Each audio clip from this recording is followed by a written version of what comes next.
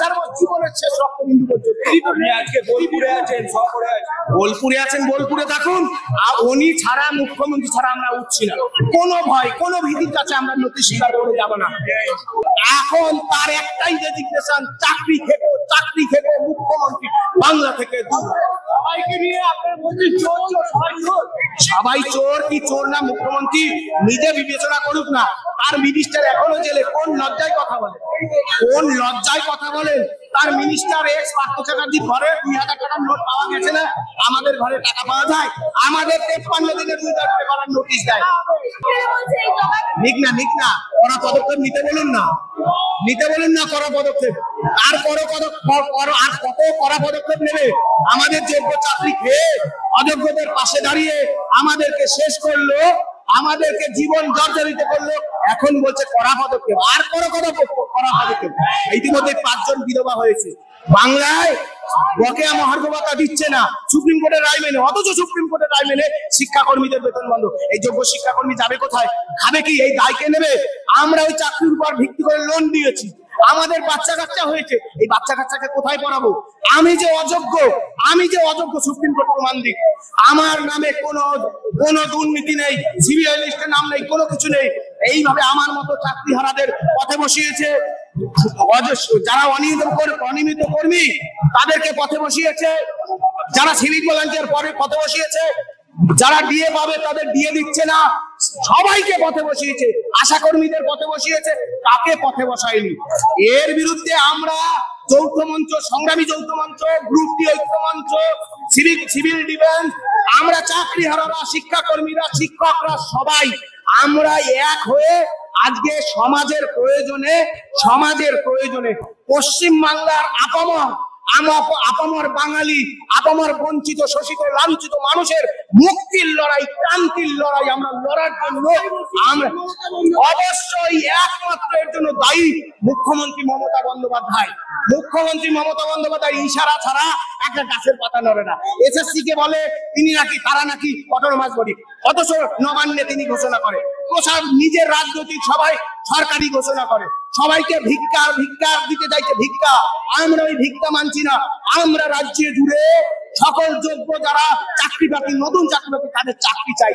দুর্নীতি স্বচ্ছ, অনিয়মিত কর্মীদের যোগ্যতার ভিত্তিতে নিয়মিত করতে চাই। কেন উড়িষ্যা সরকার 55,000 করেনি?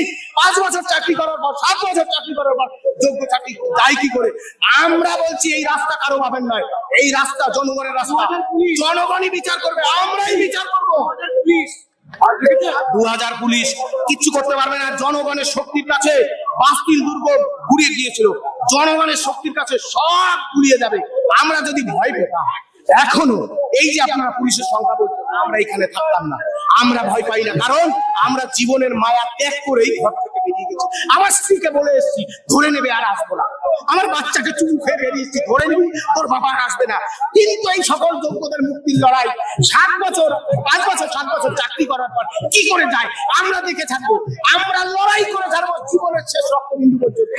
আজকে বোলপুরে আছেন, বোলপুরে থাকুন। আর উনি ছাড়া, মুখ্যমন্ত্রী ছাড়া আমরা উঠছি না। কোনো ভয়, কোনো ভীতির কাছে আমরা নথি স্বীকার করে যাবো না।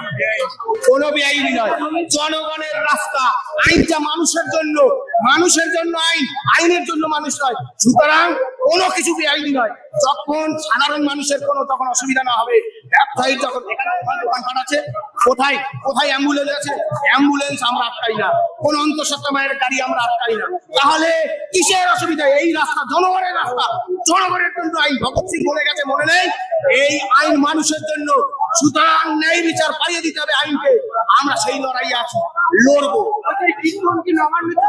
নবান্নে তো কীর্তন যাবে, যে নবান্নে কীর্তন যাবে, এই তো কীর্তন শুনতে হবে, কারণ মুখ্যমন্ত্রীর নেতৃত্বে চাকরিগুলো চুরি হয়েছে।